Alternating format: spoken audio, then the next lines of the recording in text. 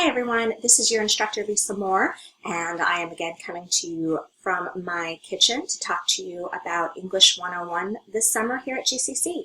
We are wrapping up Module 2 and we will be moving into Module 3 next week, so I just wanted to touch base with you for a moment.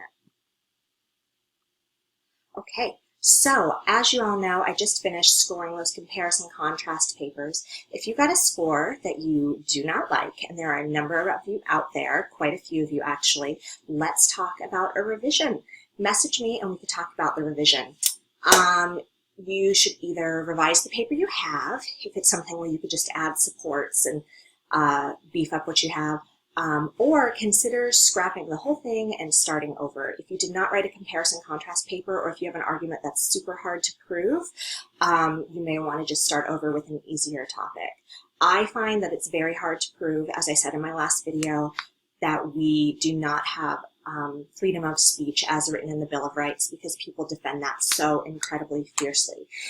You could probably make the argument, but if you do so, you have to make it with evidence. If you want to say that people are being jailed or imprisoned for speaking their mind against the government, you need to show me evidence of that, because I'm an avid news reader and I listen to the news on the radio, and I am not aware of what's going on with that. So you would need to cite those sources very staunchly.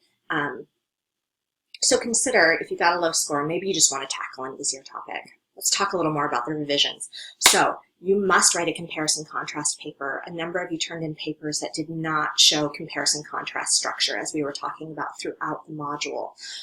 So a quick note here, you may want to take a screenshot or take a photo with your phone of a good structure for a comparison contrast paper. You have an intro, you have a thesis, you write me a comparison contrast thesis like we saw in the lesson about comparison contrast thesis statements. First body paragraph, you should paint a picture of what that freedom looked like in the past and have at least 3 main points that you could talk about, because you're setting yourself up to contrast that.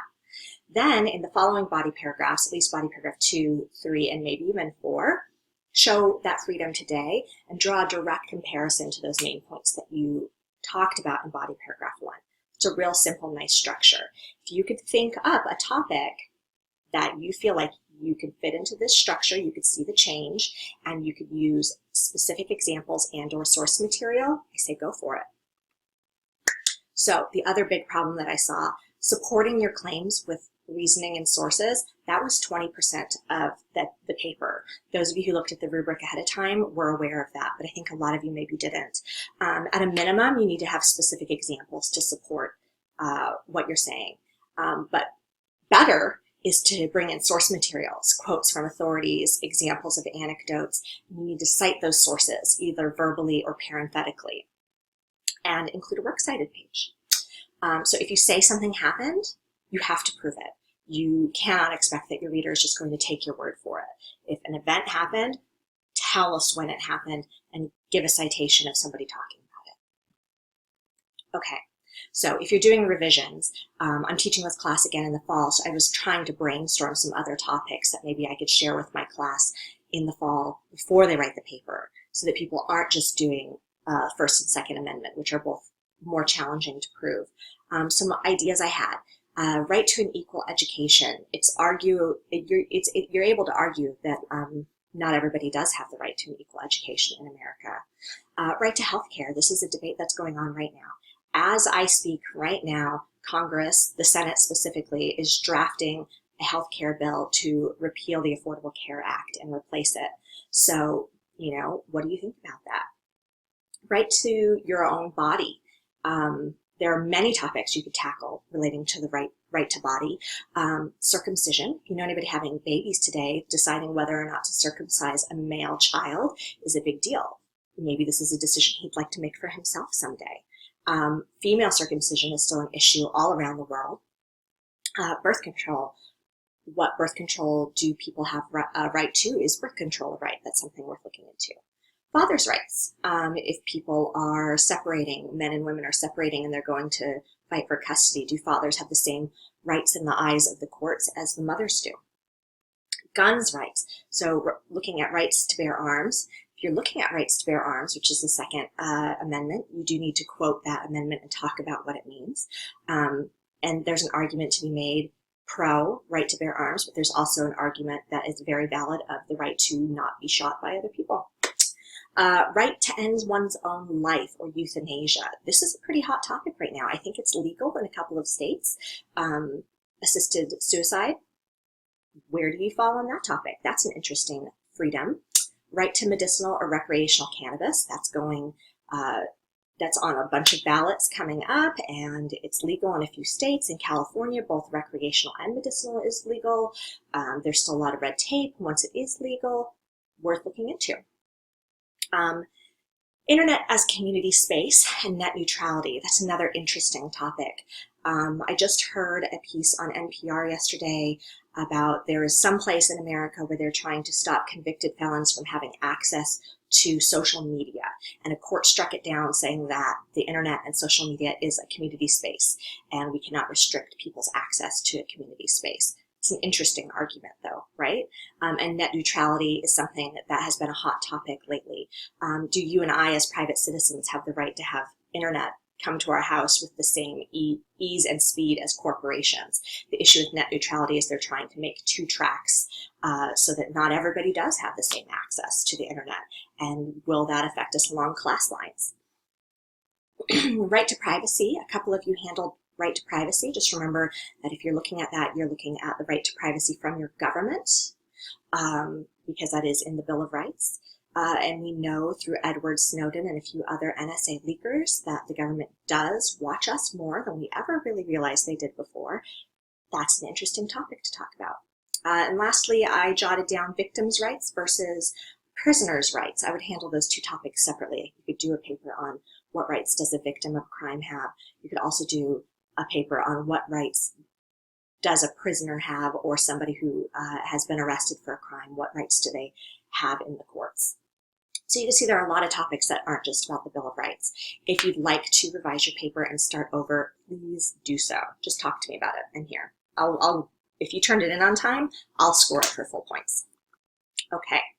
Our evaluation paper is due this week. You're evaluating a website or a product, or maybe a restaurant or something.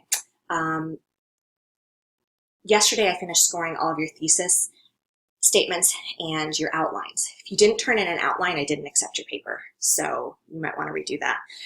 If you wrote on the wrong topic, I didn't accept your paper. You might want to redo that. Your outline should follow an outline format, like, one would be a topic sentence, and then A, B, C would be the main points that would go under that topic sentence. Just look up classic argument or outline structure and you'll see how to write an outline. And I believe that that's also embedded in the lesson. So this week your peer review is due. You're working in small groups, about 4 to 6, and your final draft is due at the end of the week. Before you turn in that final draft, please review the rubric. Those people who reviewed the rubric for the last paper, before they turned it in, fared better because they knew that you needed to have examples and sources, and that was 20% out of 100 for that grade. Once you submit your final paper to Canvas, do remember that you are then going to submit your evaluation online somewhere, like to Yelp or to Amazon. We have a few more assignments after you do your final paper relating to you submitting your evaluation out there in the real world. Okay, final thoughts. Late work. A few of you are falling behind. I totally get it because this class goes very quickly. It's kind of caught me by surprise a little bit too. This is my first summer class that I've ever taught, and 8 weeks is a pretty short period of time. So just know that I accept late work for 1 week past the due date. Contact me if you want to catch up. I am here to help you be successful, not to make your life miserable. Connect. You're doing assignments in McGraw-Hill Connect. Not all of your points are loading into Canvas. Please keep an eye on your scores. That's not me doing this. This is a computer issue. The scores that aren't loading are basically 1 point each. It's like a placeholder score. Your real points come when you turn in that assignment where you tell me what you did and you ask me a question. That's for 50 points. But if you're missing a score, if it loads in as a 0, just message me and I'll fix it. I'm working with Connect to see what's going on, but right now we haven't resolved it. Next up, we're moving into Module 3, which is a humor unit. Yay! Should be a lot of fun. It's also a rhetorical analysis, which is a more difficult paper. It requires a lot of critical thinking. So really pay attention to your lessons and spend time with them and ask me questions. And just know that that's a paper you're going to need to spend a little time on. You won't be able to, just dash something off at the last minute when it's requiring critical thinking and extracting quotations from a piece of humor. It'll take you a little bit of time. Okay, so have a great week. Please message me if you need anything or if you have any questions. I am here for you, and we're halfway through. Hey! All right, everybody, have a great day, and I will see you in class.